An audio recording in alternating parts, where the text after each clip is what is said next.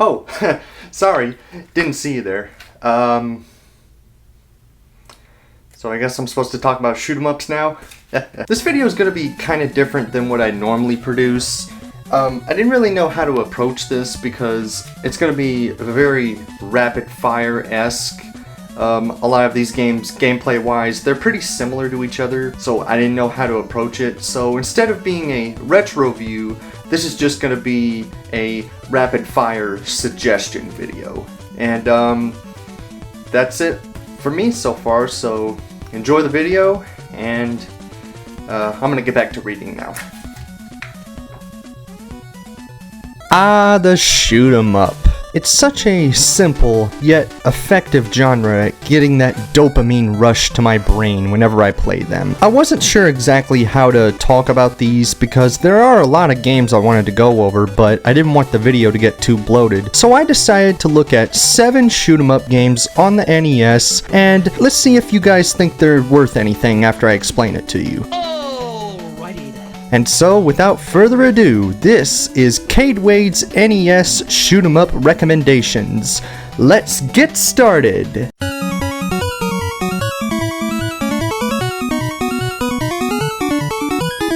No list about shmups would be complete without good old Gradius.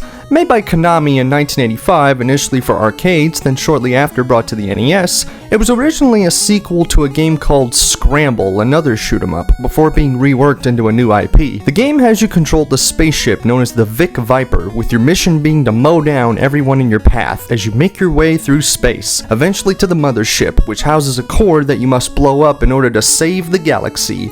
Why are you doing this? Who are these foes in your way? Don't worry about that! Enemies colored red and orange, or defeating a whole row of certain enemies, will drop a power-up. Picking these up will allow you to make your ship stronger. However, Gradius is slightly different when it comes to powering you up.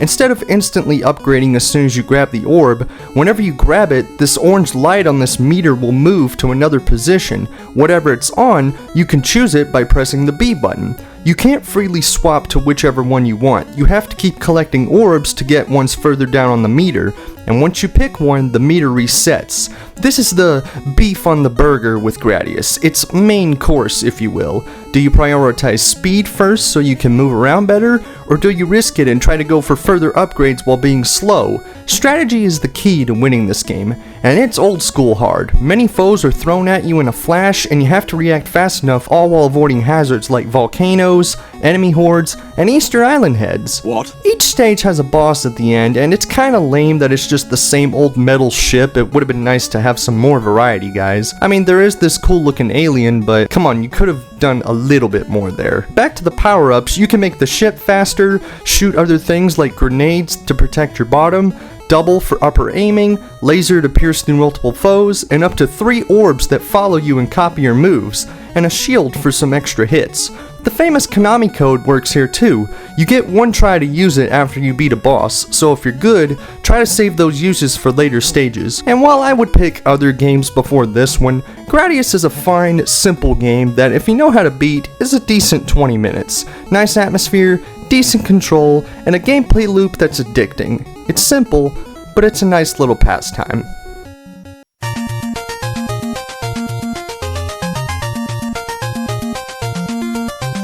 Life Force, originally named Salamander for arcades, also made by Konami, is a spin-off to Gradius. Life Force has you once again playing as the Vic Viper, and now a buddy can join for simultaneous co-op named the Lord British. Yeah, I don't get that name either. The power-up system of Gradius is here, and so is the Konami code, but this time, using it at the title screen gives you 30 lives. That sounds familiar. The graphical improvements are very noticeable. The backgrounds are detailed, the environment itself can change, sometimes allowing for more interesting obstacles, although it can kind of catch you off guard sometimes if you're not careful, and some areas can close off before you know where to go, and that could be kind of annoying. Along with the usual left to right levels, Life Force has vertical levels, a nice addition to spice up the game. The bosses are definitely a step up, mainly because there's more than just the same robot again and again. The sprite work on them is also very nice.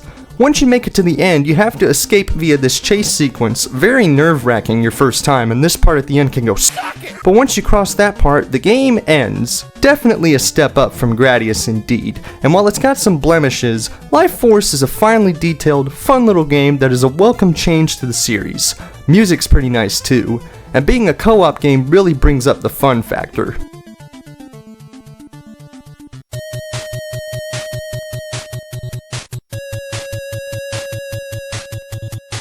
Twinbee. Taking a break from space, we have this cute little game here where you and a pal can play as these anthropomorphic ships named Twinbee and Winbee as you shoot enemies from the top of the screen. Yes, it's a vertical shooter, a la Xevious. Like other shmups, you can power up by collecting these bells by shooting these clouds.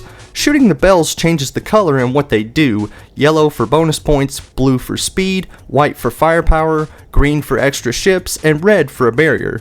You can also shoot bombs on the enemies below you. If you lose your arms, you can't do that and you'll have to get them repaired by going to the ambulance. The game looks nice and sweet, especially with the music, but I really don't know if I like this game or not. It's pretty and the gameplay idea is cool, but if you don't upgrade fast and keep the powers, you will be screwed, and you'll be slow as a tortoise. The enemies move so fast you barely have a chance to even breathe. I couldn't get very far because at this point I was just tired of the game's enemies. If you got the patience, Twinbee is alright, but not a shoot 'em up I would recommend casually.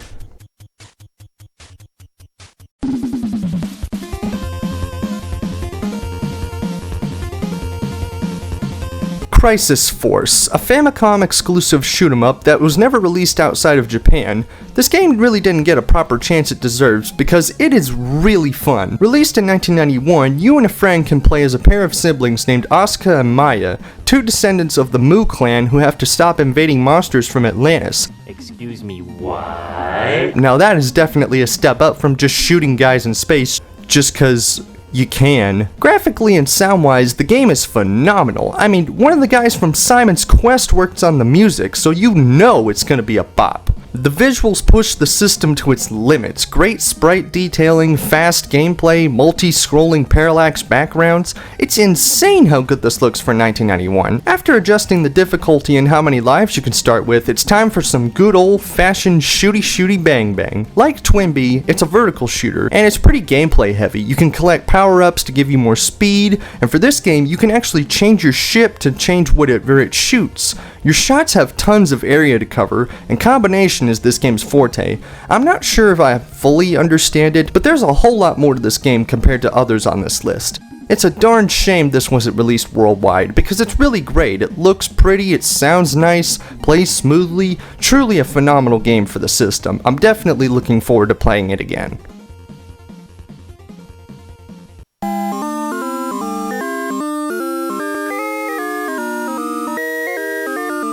Galaga, an oldie but a goodie. One of the older entries on this list, Galaga was made during the arcade golden age. A simple concept. You're in a spaceship. See these guys?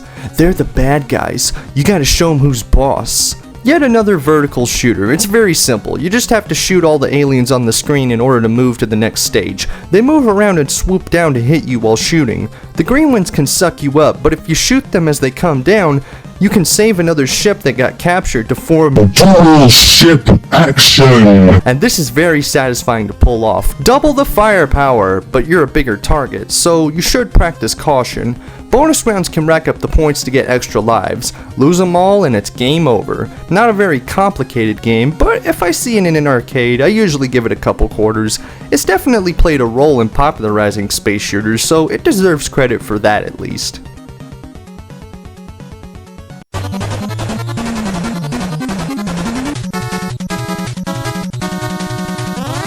Gun Knack. This is a game I wasn't really familiar with going to making this list, but after I tried it, holy crap, how come nobody told me about this? This game is awesome! Well, for starters, the plot is certainly something. The developers definitely came up with it by smoking some lines of coke. In a distant solar system similar to ours, on 7 planets, factory goods are becoming sentient and causing havoc, so representatives of the planets send this guy named the Gun Knack to stop the chaos. This is intense, and I haven't even pressed start yet. Even the options are plentiful. You can adjust difficulty, do a sound test, which level to start on, whether bullets ricochet or not, and whether the game focuses on sprite quality or speed. Look at that, a performance mode in an NES game. That's insane. Gameplay wise, it's really overwhelming, and I don't know if I can fully go over it in this video. There's so many different combinations of weapons you can do, each with their own pros and cons. You can earn money to buy things to help you out. The visuals are highly polished, rivaling Crisis Force. The whole dang game was amazing. I didn't play the whole thing, which kind of contradicts my last statement there, I just realized while reading this script, but I definitely need to come back to this one. The replayability is so vast in this game, I'm definitely going to recommend this one. Such a great surprise this was. I wonder if I can get a physical copy. Oh. Well, f*** me.